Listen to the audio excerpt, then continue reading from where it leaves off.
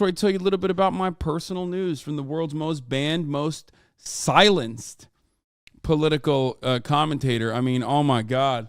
I think that originally it said like I was unbanned, but the automated bot said I was banned 4 times. So I think I've been banned more than that now. Almost made it through 2022 with no bans. Yeah, the unfortunate reality is that I broke my New Year's resolution. I got banned. Last time around in this month of December, I said no bans in 2022. And boy, was I wrong, brother. I mean, god damn, brother. The streak is dead. It is what it is, folks. And I'm live and I'm alive. I apologize for the broadcast interruption for those of you whose daily routine consists of listening to me deliver sweet, sweet nothings into your ear, talk about how our system is, how everything is, and, you know, try to cut through the banality with a little bit of humor. I apologize. December and August are my 2 ban months, okay? Last year, this time around, the overlords at twitch.tv decided to capitulate to white nationalists and white supremacists and ban me over the usage of the term, the C word. You all know what that word is.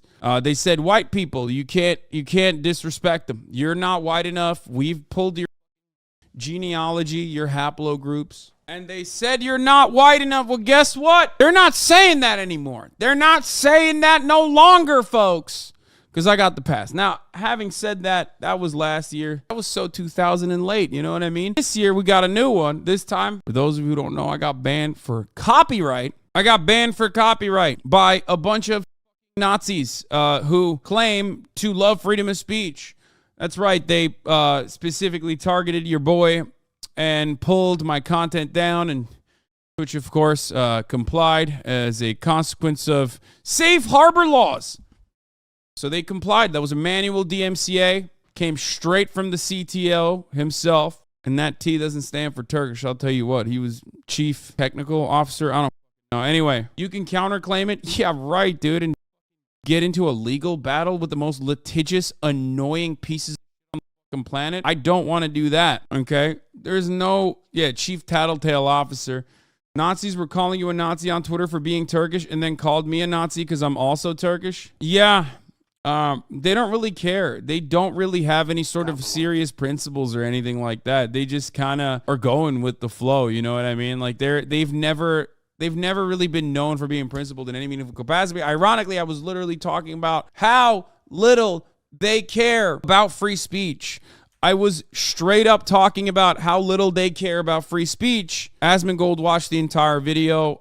He criticized it, of course. He didn't get banned. Other content creators did the same. They didn't get banned. Now, of course, that doesn't say anything about their political perspective or anything like that. It's just that they wanted with me. That's why they did it. Last thing said in the stream was Kaya saying, I love everyone. Oh, nice. Is the strike still on your channel? I don't know. One of the funniest things I saw when I was banned and I was obsessively reading through all the weird was people literally being like, oh, Hasan got banned for stealing content. First of all, there's a rule of thumb in the commentary community, and this is something that even Steven Crowder and Ben Shapiro, no matter how awful they are, abide by, and that is that if you're doing commentary on someone else's commentary, that's fair play.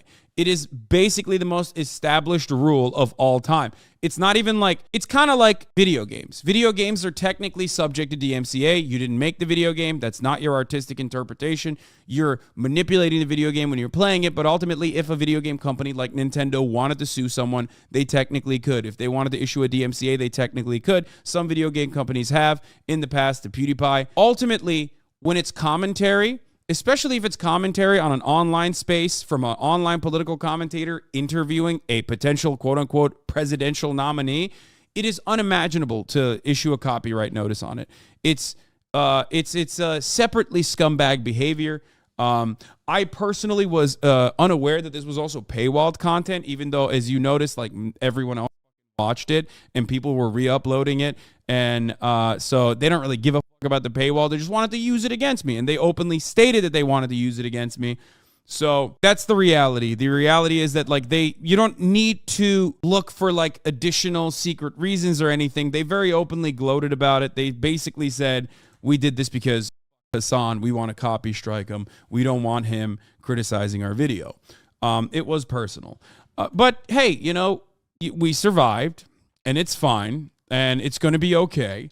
They showed their asses once again. I think they got you for playing too much of the video. No. There is no nuance in this, okay? As I have said during the Master Chef arc, it's all up to the copyright holder, okay? That's it. It's all up to the copyright holder. Please stop looking for additional reasons, okay? That's it. Even if it wasn't paywalled, if they wanted to, they could clap me, okay? Because they are the copyright holder.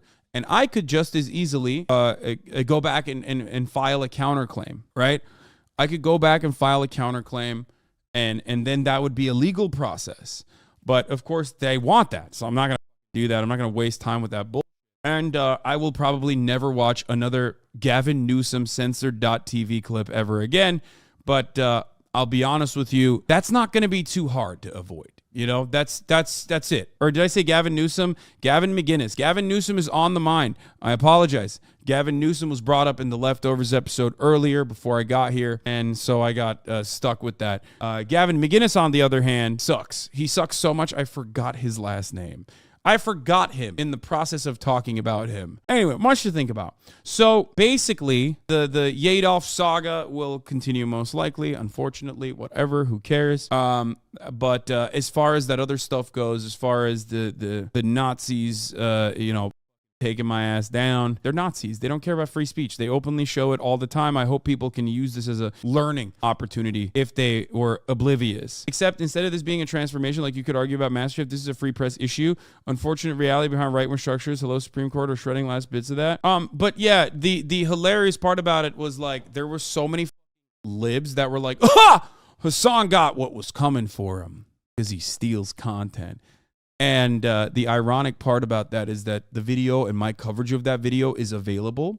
I believe I had seen at that point 35 minutes or so of the broadcast. I had watched 35 minutes or so of the broadcast. And my coverage of that matter had been 3 hours long. So if anyone thinks that I am, not transformative, like sufficiently transformative enough with making 42 minutes of this particular thing into a 3-hour broadcast, I don't know what to tell you, okay? Motherfuckers were posting like pieces of the VOD, and it was like first part, 1 hour and 30 seconds, or 30 minutes.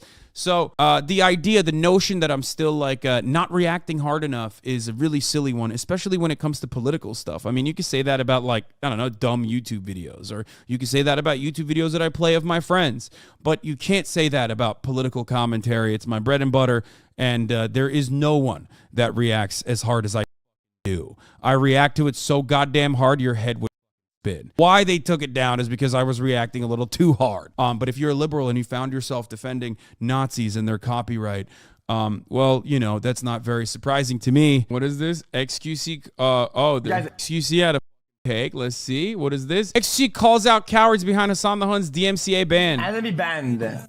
Guys, it'll last like an hour. Probably DMCA, last thing was loading a kind of interview with Gavin McGinnis. And producer retweeted his ban. They sniped. They sniped his ass. You know, chat? Guys, I'm gonna keep it a buck. I don't even agree with that. You guys can say Bayzed and whatever. I think that's cringe. I think it's... They're saying based, smoked. What the is wrong with these little man? Juicers, dude. God damn, Juicero. Cringe. Okay. Wanna know what's cringe? Because if you say you're doing an action that they deem is fine, unless you don't agree with them. If you don't agree with their opinion, they do that. I don't know. I don't think I agree with that. I think it's lame as okay. When you partake in a public dialogue, I got a tear in my eye. XG pushing back against his chat, relentlessly smoking on the Hasan stack. That's more than I've expected from most, to be honest. Respect. That's opinionated, right? And you're willing to let people like comment or whatever, and you go in DMCA and then curve the law in these ways, because you're not getting the response you want or the opinion that you want. That's like the most cowardice. You guys say it's Bayzid and Chad. It's the opposite. It's the most weakest shit. It's bottom of the barrel, weak ass energy. Okay, I don't care who does this. I don't care if it's a political Andy, left wing, right wing, up wing, backward circle. I don't give a. If you flex DMCA, right, and use it in nefarious ways because you don't agree with somebody, you're a ass, pussy, spineless. Says me. Says you. Yeah, says me. I don't care. Shut up. Nah, it's a good take. You're just lame. You're just lame. I'm gonna say.